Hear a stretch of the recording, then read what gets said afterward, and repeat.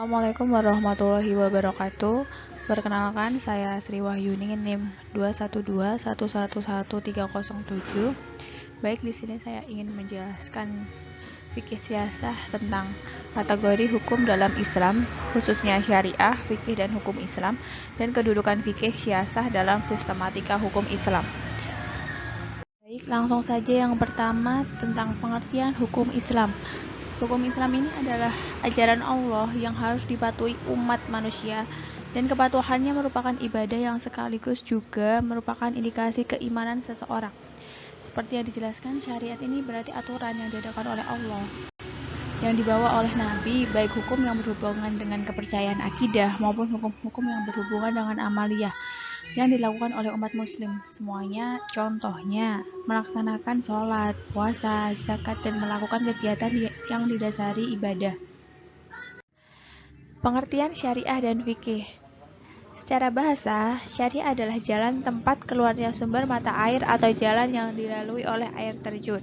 Maksudnya, setiap makhluk hidup pasti membutuhkan air sebagai sarana menjaga keselamatan dan kesehatan tubuh, guna bisa bertahan hidup di dunia.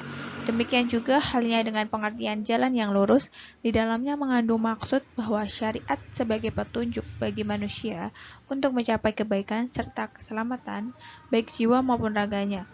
Jalan yang lurus itulah yang harus senantiasa dilalui oleh setiap manusia untuk mencapai kebahagiaan dan keselamatan dalam hidupnya.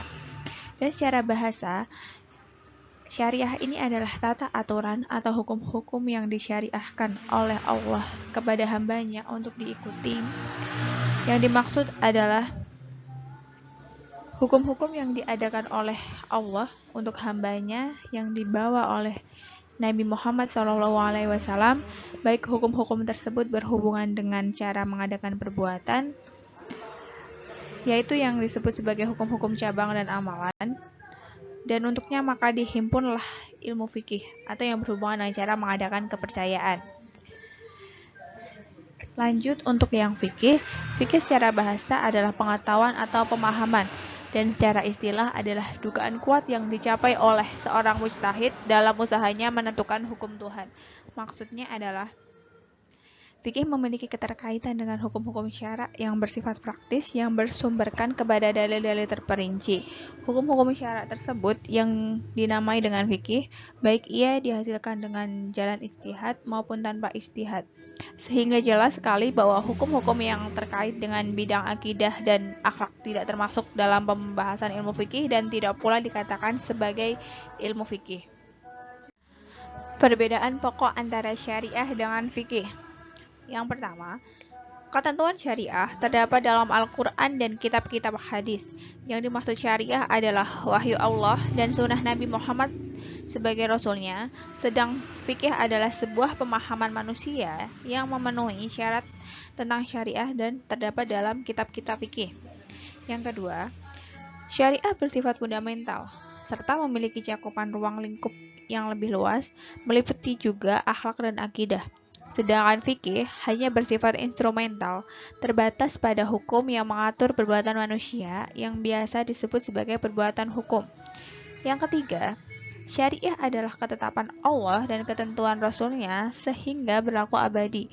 Sedangkan fikih karena merupakan karya manusia, maka sangat dimungkinkan mengalami perubahan sesuai perkembangan zaman dan waktu.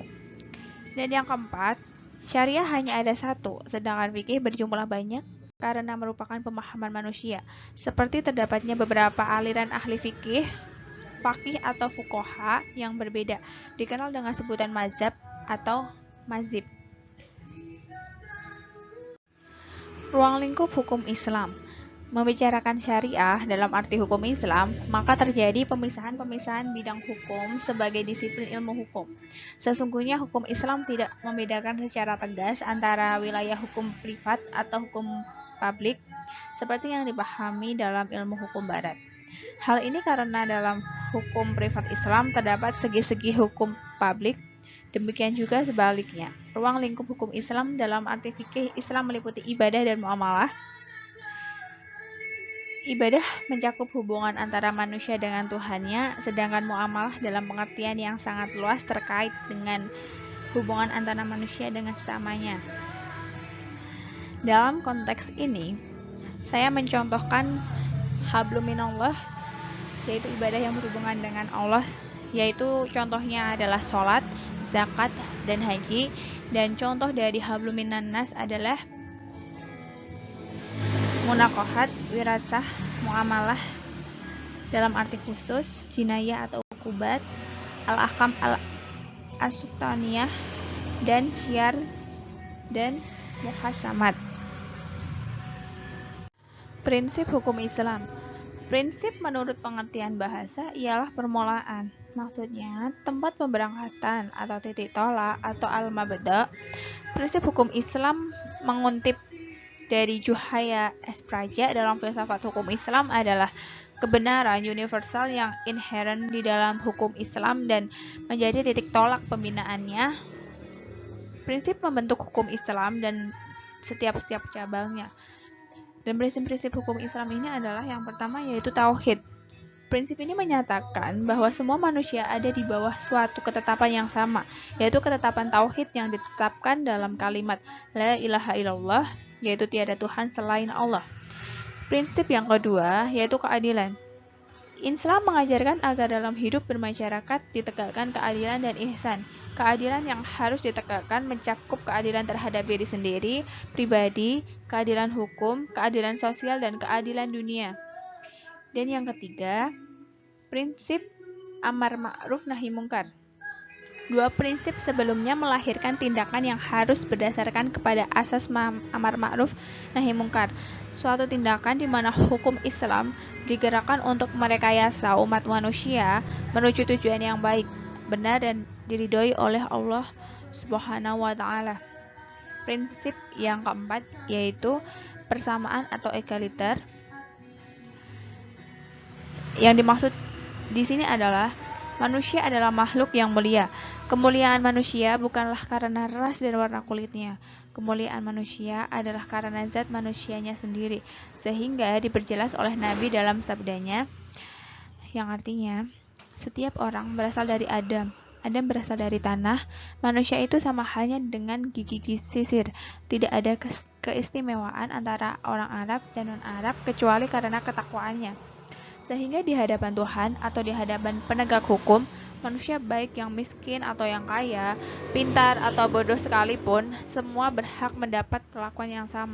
Karena Islam mengenal prinsip persamaan atau egaliter tersebut. Prinsip yang kelima adalah tolong-menolong.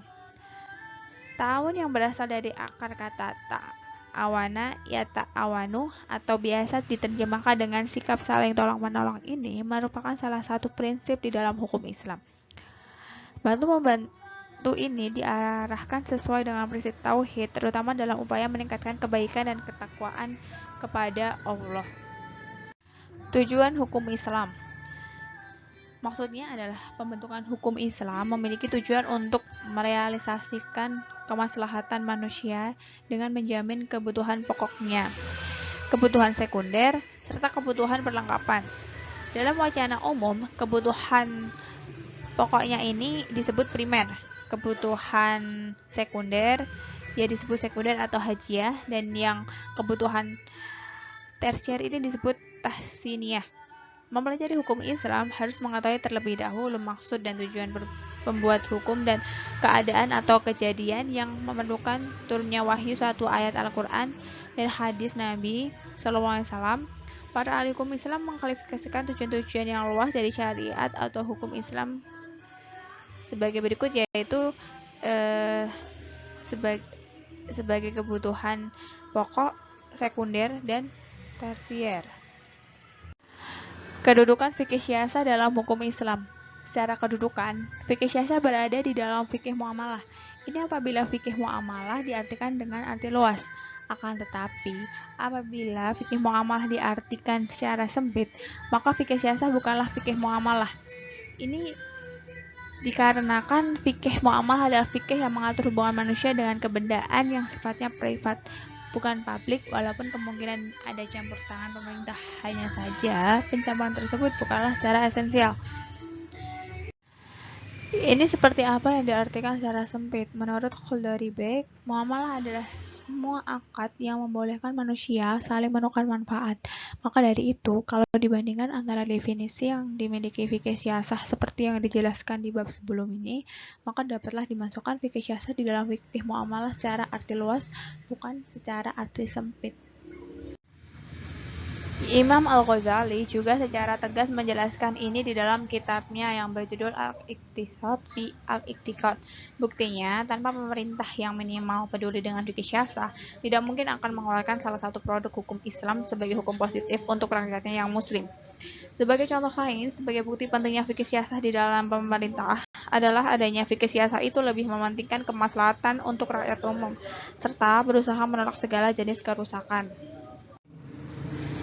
Dengan demikian, bisa disimpulkan bahwa fikih siyasah mempunyai kedudukan penting dan posisi yang strategis dalam masyarakat Islam, dalam memikirkan, merumuskan, dan menetapkan kebijakan-kebijakan politik praktis yang berguna bagi kemaslahatan masyarakat Muslim khususnya dan warga lain umumnya.